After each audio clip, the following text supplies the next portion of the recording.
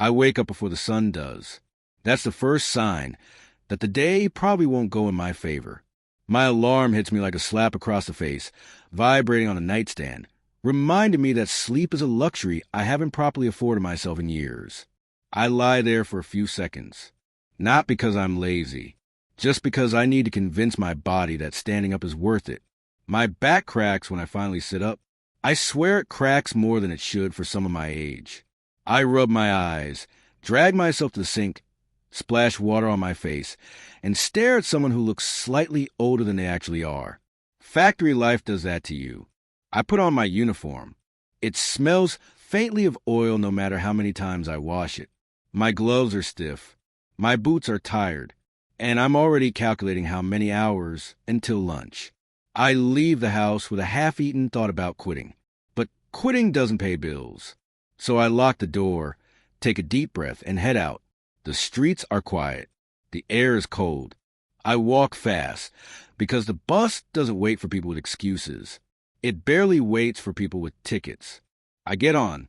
It's the same faces every day. The morning soldiers. People who fight the same battle I do, just with different weapons. Some nod at me. Some sleep against a window. Some stare blankly at the floor, mentally preparing for the 12 hours ahead. The bus smells like metal and cheap air freshener.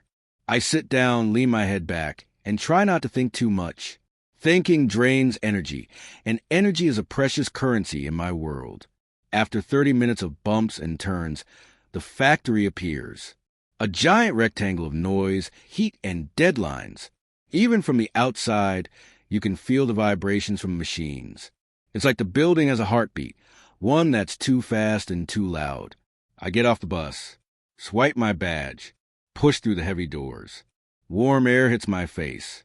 A mix of oil, dust, metal, and something I no longer bother identifying. It's the smell of another day.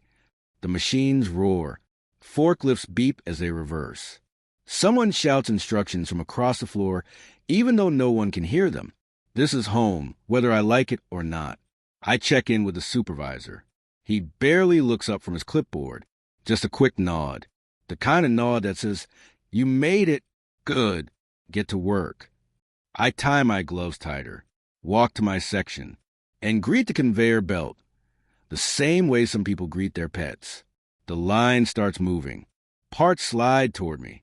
Parts won't have to inspect, attach, adjust, or assemble depending on the day. Repetition. That's the key word here. The same movement, the same position, the same routine. After the first hour, my hands warm up. After the second, they start to throb. After the third, they go numb. And that's when the real shift begins, when I stop feeling anything except emotion. I don't mind the work itself. It's honest. It's straightforward.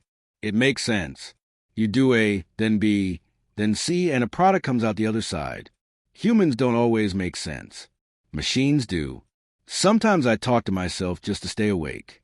Sometimes I talk to the machine. Sometimes, when the supervisor is far enough away, I even talk to my coworker next to me.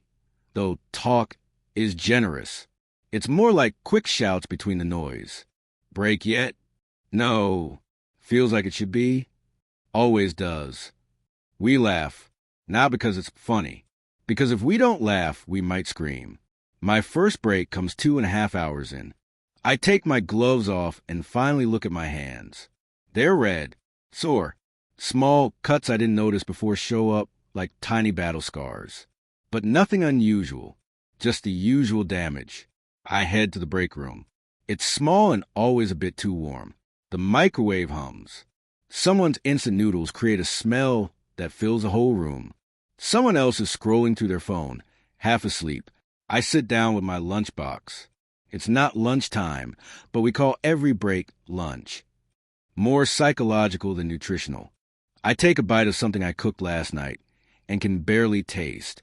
Not because it's bad, my cooking is fine, but because when you're this tired, everything tastes like fuel, not food. My coworker sits beside me. He's older. He's been here longer. He always says the same thing. You know, one day I'm walking out of here and never coming back. I smile. He said that 4 years ago, too. But here he is, and here I am, Brake ends too fast. Back to the line. Back to the rhythm. The conveyor belt never slows down. My breathing has to adjust to it, not the other way around. Hours crawl. Supervisors hover. Mistakes get pointed out. Small ones feel like big ones. And big ones feel like the world ending. At one point, my machine jams. A loud screech makes everyone jump. My heart drops. A jam means delays. Delays mean supervisors. Supervisors mean talks I don't want to have. I press the emergency stop. Try to fix it. My fingers dig into tiny spaces. Metal hits metal. My gloves scrape against sharp edges. Sweat drips down my forehead.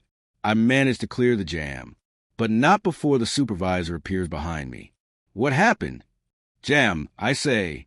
Why? If I knew why, it wouldn't have jammed. He doesn't like the answer, but he walks away anyway. Small victory. Time stretches again, like gum about to snap.